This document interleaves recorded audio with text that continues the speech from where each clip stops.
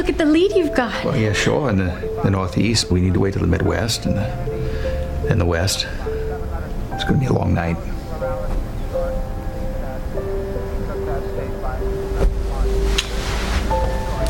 Well, tell me in the morning who wins, Mr. President. Don't say that. Scene there from Killing Kennedy, based on Bill O'Reilly's best-selling book. It stars Rob Lowe as JFK, and in our Sunday Spotlight, Rob tells us it's the role of a lifetime, one he's been preparing to play for years. In a matter of days, those missiles will be operational. We have to act. That will not be pushed. Not by Khrushchev, not by you. He's the most recognized face and voice, arguably, in history. And so as an actor, you have to service that, because if you don't have the look and if you don't have the voice, you don't have anything. I am today announcing my candidacy. I am today announcing my candidacy for the presidency of the United States. So you do that, and then you just begin the real work, making him a real human being. One of the most fascinating scenes to me is during the Bay of Pigs crisis, when he really reveals his insecurities. And I told them I was ready, and they trusted me. And that's why you fall in love with this character, because you realize he's a man just like you and me, just happens to be John F. Kennedy. We all have stresses around our jobs. His stresses just happened to have the entire world hanging in the balance. Especially in the middle of the Cuban Missile Crisis.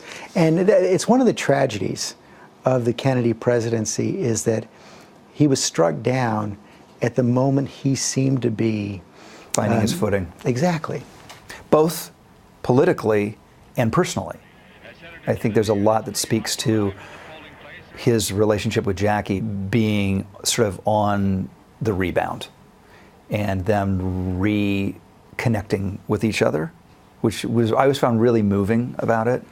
Killing Kennedy also takes on a lasting debate, siding with the Warren Commission's conclusion Lee Harvey Oswald acted alone. Are you convinced? I don't think we'll ever know. I've been back and forth. Is it true that you and Charlie Sheen used to go back and forth and argue about whether or not it was a conspiracy? Not only did we argue about it, but we actually had a couple of the leading authors come and speak to our little salon of friends. And, you know, Charlie has since taken it to the level that he also believes the moon is hollow.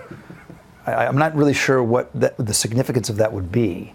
But, you know, I've gotten to the place where what I do is I go, here's the list of believers in conspiracies, here's the list of believers, and I'm going with Vince Bugliosi, Warren Commission, Kennedy family, instead of Charlie Sheen. What was the biggest thing you learned about John F. Kennedy throughout all this? You realize that why he is held in such reverence when you watch those White House press conferences. I listened to Mr. Meader's record, but I thought it sounded more like Teddy than it did me, but... Such style, such wit. Such wit. He was so fast. He had the common touch, and yet he traveled the world and had every privilege. I mean, he was the unique original that everybody from President Clinton to Barack Obama or any of our leaders that we feel are great communicators, Ronald Reagan, all of them come directly from JFK. Killing Kennedy premieres November 10th on the Nat Geo channel. And now some welcome news from Afghanistan. This week, the Pentagon did not announce any killings of service members. That's all for us today. Thanks for sharing part of your Sunday with us. Check out World News with David Muir tonight, and I'll see you tomorrow on GMA.